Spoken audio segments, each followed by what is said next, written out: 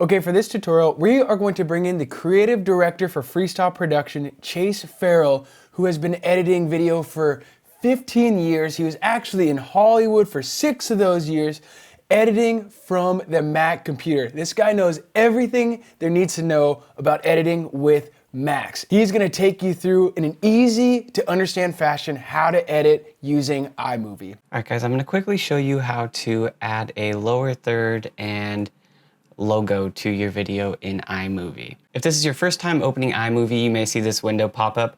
I just updated my iMovie to make sure this video is as current as possible for you. So we're gonna hit continue and get started. So when iMovie opens up, you will have this window which shows all of your projects. What we're gonna do is create a new project and we're gonna create a movie. We are going to import media. I have this content saved on my desktop, so I'm just gonna go to my desktop. All right, we're here at the create content media that I have saved on my desktop. I'm gonna select all of them. I held shift down and clicked on the top one and the bottom one to select all of them, and I'm gonna hit import all. Now you'll see up here, you have all of your media that we've imported. You have our logo outro, our video, and our lower third. What we're gonna do first is we're gonna drag and drop this video into our timeline. Now you can see the videos in the timeline. We have a playhead. We can scrub from the left and to the right to see what our video has in it. Next step, we're gonna add our lower third. So we can take our lower third and literally just drag it on the layer above our video. You can see that the lower third is placed over the video, but we have an issue. Our placement isn't exactly where we want it to be. This is because just the way we created the lower third, you will normally find that lower thirds aren't in the exact right placement and you need to place them accordingly. So in order to move this lower third down into the proper position, we need to go up to this button, video overlay settings, and change the lower third to picture in picture. What that allows us to do is move the lower third around and scale it up. So I'm gonna scale it up back to its original size till it looks about good. And we're going to place it in the proper position. Usually leave a little room on the left-hand side and the bottom just in case people have different size TVs or monitors so it doesn't get cropped off. So let's hit the space bar and see what we've done. Absolutely critical in today's day and age. I got asked the question the other day. Beautiful. Okay, now it's time to add our outro. So we have our outro right here that we imported previously. And that is as simple as just picking it up, dragging and dropping it into the timeline. So we can just click right here and hit the space bar and see what we've done. Boom. Okay, now it's time to export or compile this into a video file that you can use to put on whatever social media platform or whatever you're using. So what we need to do is go up here to the upload button and you have a couple options here. Let's just stick with file.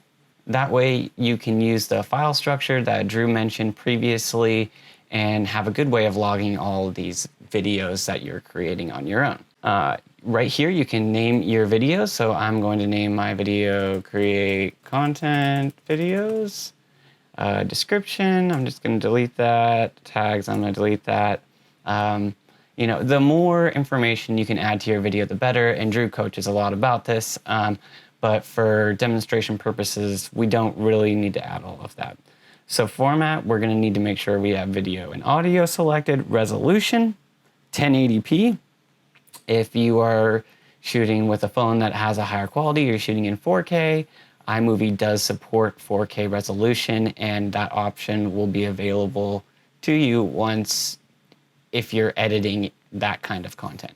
For quality, we're going to stick with high. Now, high is going to be optimized for uploading to YouTube, Facebook, things like that. If you're uploading for your website or you're going to be using Vimeo to host the video, Vimeo has better quality and compression It's a little more in-depth, but it just means they support higher quality videos and downgrade the quality less. And so if you are going to be using Vimeo, I would recommend using this best ProRes option, but for anything other than Vimeo, we'll stick with high. Compress, let's go for better quality. That's not really gonna make that much of a difference if you were to go for faster, because when we upload to Vimeo or Facebook or YouTube, they're gonna compress it anyways to make it fast to view for clients. So we wanna optimize for the best quality there. I'm gonna hit next, and then we get to pick where we're gonna save this video file. I'm just gonna go to the create content videos. I'm gonna name this edit.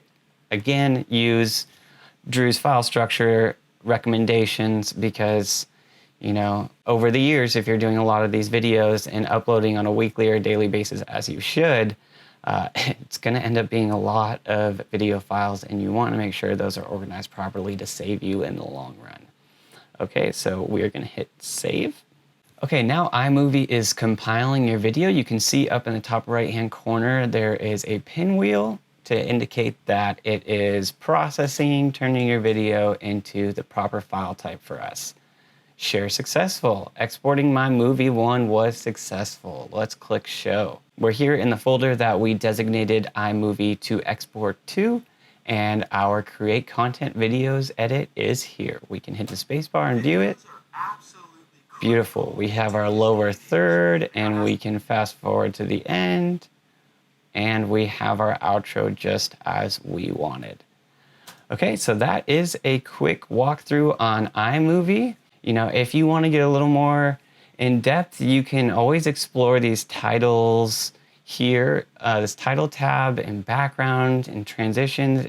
The more you play with and familiarize yourself with the software, the better you are going to be in the long run, the better your videos are going to be, the more engaged your audience will be. I hope you learned a few things in this video, and we'll catch you in the next ones.